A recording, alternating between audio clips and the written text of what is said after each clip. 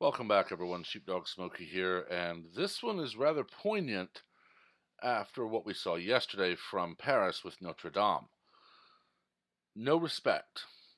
Thugs set fire to churches, smear feces on walls amid warnings France's Christian heritage is under attack from militant secularism.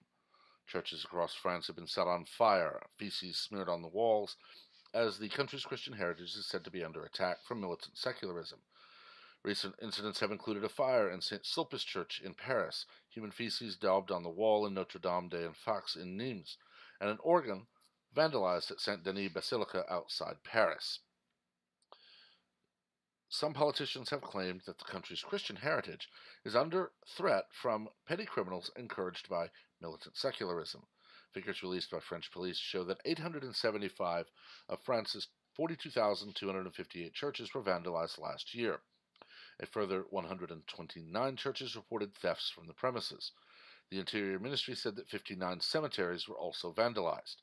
While the figures are down from the previous year, when there were 1,045 acts of vandalism and 109 thefts, they are still at a worrying level, according to Le Figaro.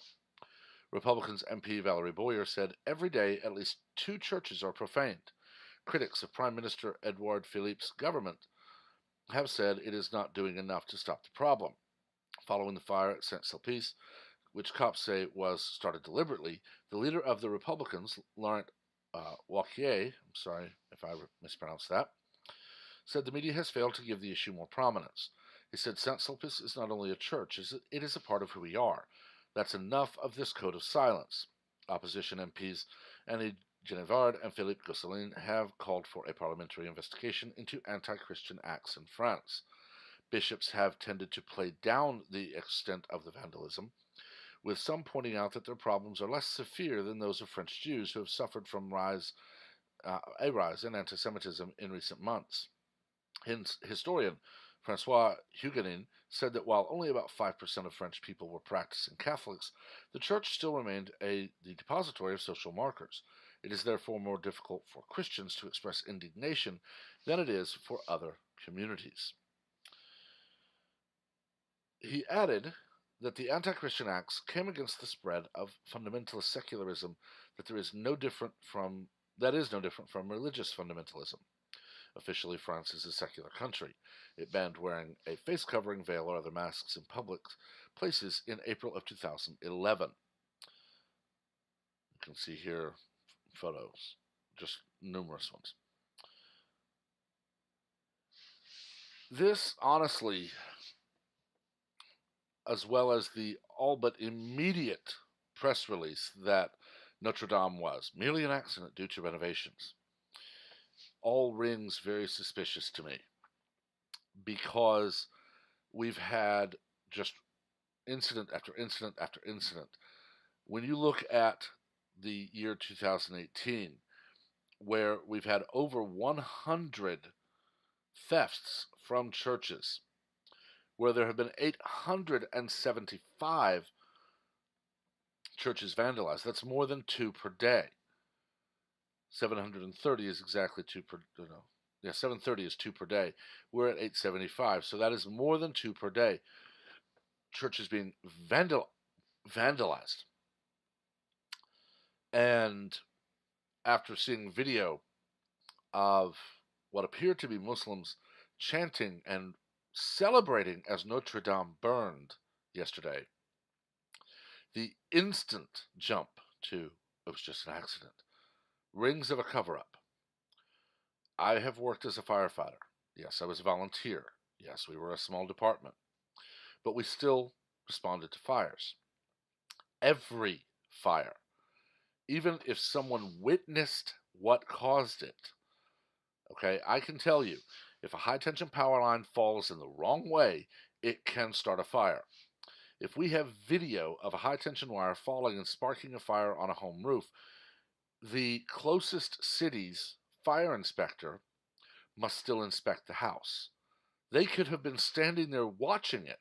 They still have to go in and document. Fire inspectors are very specially trained to find what causes a fire. And 99 out of 100 times, the initial guess is wrong.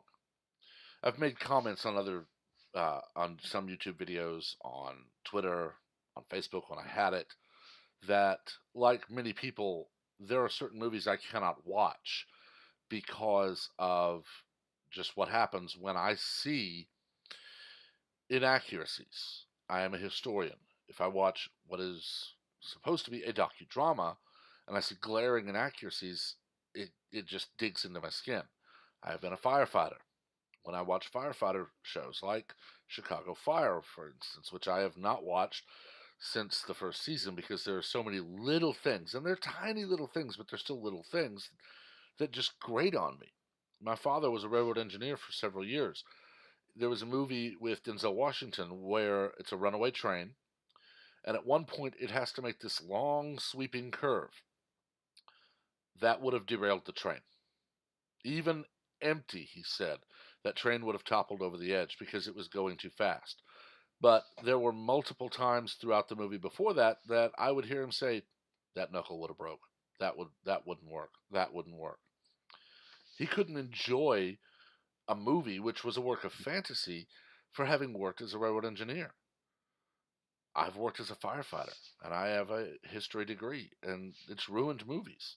One of the most famous, 300, and which I'm very glad I saw 300 before I started my upper level coursework because there is no mountain. The great scene, push them to the sea, and they throw the Persians off the side of a cliff and watch. Thermopylae is a beach. It has been for a lot longer than it would take for Sparta to have been able to do that. So, little things like that, great on me. But there's one great scene in Backdraft, ironically. Kurt Russell is talking to one of the rookies. Actually, it wasn't Kurt Russell, it was the fire inspector. I forget who played it, but he's talking to, I believe it was Adam Baldwin. It may have been Billy. Sorry if either one of these ever see that, forgetting one of you wrong. But he sprays some lighter fluid, basically, on a door frame in a house that he's inspecting. They ask which way is it going to go, and the firefighter gets it wrong because he says it's going to go up, and it goes sideways.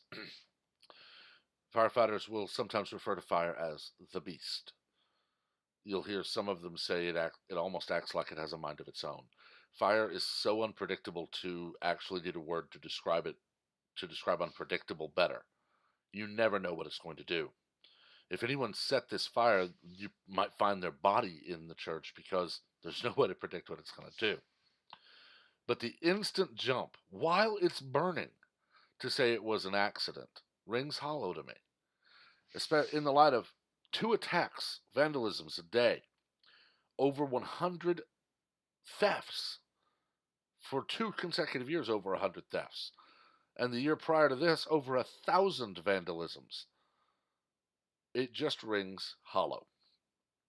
I am going to reserve judgment. I am not going to step out and say that Notre Dame was or was not any one cause because I am not a fire inspector. I never wanted that job, and I'm glad I was never forced to take it. Because as a fire inspector, you must be certified as a peace officer because if you find it's arson, you must be able to arrest the person.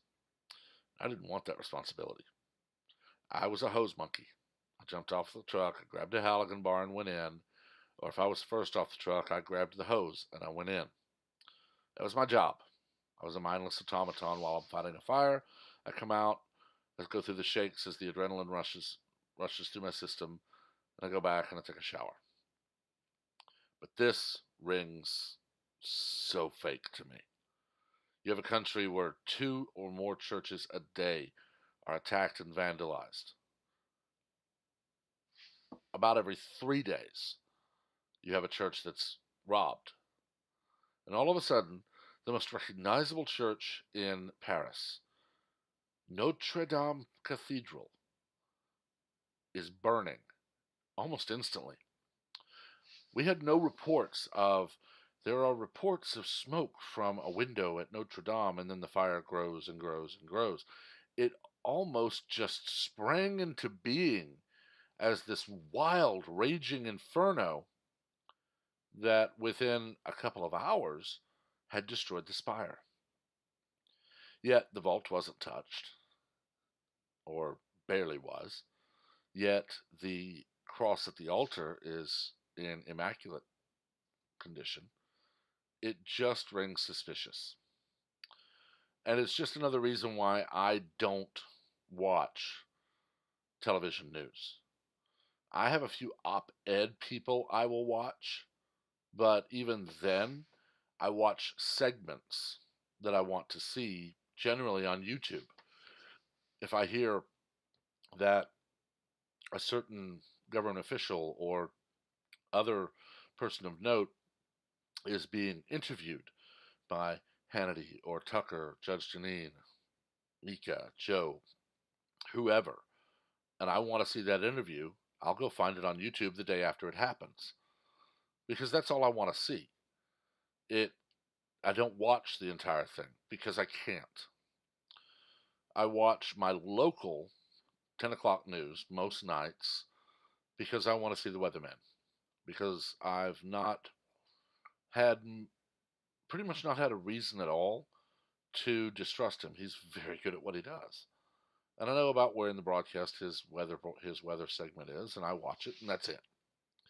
I don't listen to CNN or MSNBC or Fox or anybody on the radio. I turn on music because I've lost all trust for them. And even as people are waking up to this and abandoning news programs in droves, CNN has lower ratings than children's networks, but all of them are doubling down. Until we get a story like this, that's all but ignored.